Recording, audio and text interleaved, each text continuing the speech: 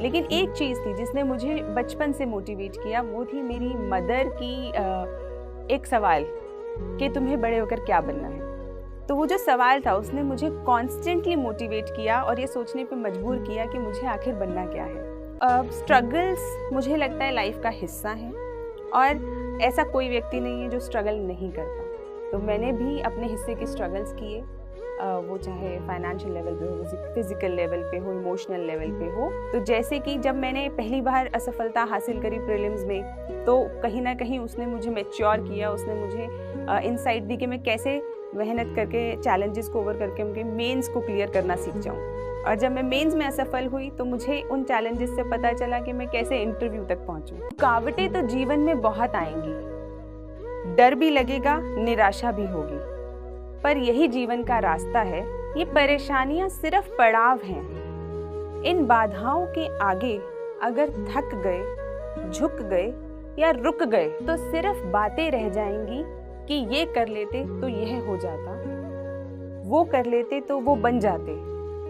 लेकिन अगर सच में कुछ बनना है तो हिम्मत तो दिखानी होगी। दुनिया कह रही है कि तुमसे नहीं होगा, दुनिया कह रही है कि जो ये तैयारी है ये 2 साल में होती है, 2 दिन में नहीं होती या 2 महीने में नहीं होती। ये सब दुनिया कह रही है। इंटरव्यू में मेरे नंबर बहुत कम थे, सिर्फ 151 नंबर।